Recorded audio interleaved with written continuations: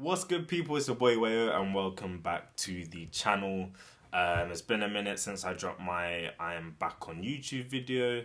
If you haven't watched that, go check it out. And yeah, today I'm gonna be speaking about life in the mid-20s, the quarter life crisis. Well, it's not much of a crisis, to be completely honest. It's more of an inflection point. There's actual crises going on in the world right now that yeah, I try to support any which way I can. But yeah, the quarter life check-in. It's gotten to the point where I'm thinking a lot about what I'm doing, what the purpose of XYZ is, of life is. I don't know, getting all meta and stuff. I'm not shouting out the company there, by the way. I'm a Googler, but yeah, I feel like there's so much going on, and I'm mostly a go with the flow kind of guy. If anybody knows me, I kind of just I go with things as it takes me, but also I do have direction. I'm the kind of person that when I set my mind to something, I'm not loud about it per se, but like I'm pretty intent with making sure it happens, or at least I work my way there. And if it doesn't, also, I don't kick up a fuss about it because I'm very used to failure. Probably more used to failure than most of my peers. Um, it's just something I'm good at doing. I'm good at failing. And anybody who talks about entrepreneurship or hosts talks will also tell you that being good at failure is such a critical skill to have. Otherwise, it can cause a lot of anxiety and distress and put you off the path you're meant to be on in a lot of circumstances, or even prevent you from pursuing. And I think that's what can be scary. But I'm at this point where, I said I'm back on YouTube, and I mentioned I'm back home. So, yeah, as I said, for those of you who know me, I used to do YouTube many, many years back on a StudyTube podcast, and then I left London. As you can see with the old decor at my grandma's place. Grew up with grandparents, and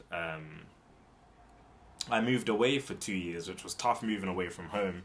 Of course, so many other people do it, and it's just so normal to them, which I honestly respect so much, because it really isn't easy to leave home. And I only moved to Dublin, which is 45-50 minutes away. It's really not far to go back and forth between the two places, right? And many other people move far across the world away from their families, and it's a lot tougher. And in moving in 2 years to Dublin, where I moved for work, so worked for Google in Dublin for 2 years, created such a vibe. If any of you are watching who we went out, shared memories, who I worked with, like you know how much of a journey and place that was. But yeah, now I've come back, I've changed roles. I was doing account management in Dublin, and now I've come back to London. And I'm starting in a new team in YouTube.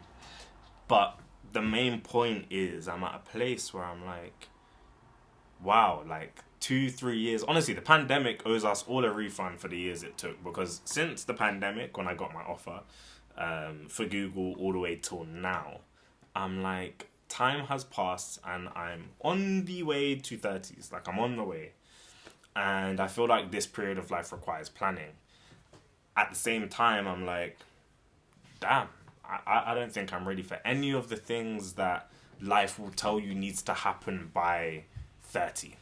I.e., whether it's kids or copping a yard, or, like, we're in such a hustle culture kind of place and time right now. And if anybody's in London, like, if you live in London or New York, where I actually also worked for a few months this year, those are both hustle culture kind of cities.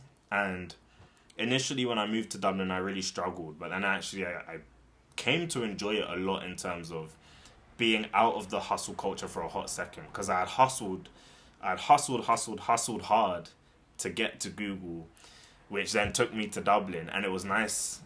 Well, I still had to hustle at work, but it was nice in a way that after hustling at work, I could then take a step back and like analyze, like look at the bigger picture and sit down and look at where I'm at. Whereas in London, I feel like you hustle at work, then you're looking at people hustling in so many different facets, you know, diversify your income, diversify your portfolio, diversify, you know, I don't know, whatever else might be. But that kind of hustle, to be completely honest, I don't think it gets to me too much. But in terms of more things that have to do with securing my future, where things like the financial aspect comes into it, or buying a place, for example, which it's not like our parents' generations where, like, you know, you could slap down, you know, 20k on a yard with not really much deposit or interest on the payments. And not to say that time was easy, but it's just so interesting. The times are so different now. It is harder to afford a place. And yeah, man, I'm just in this rut of like, how do I work towards this whilst maintaining my own interests and working on multiple passions?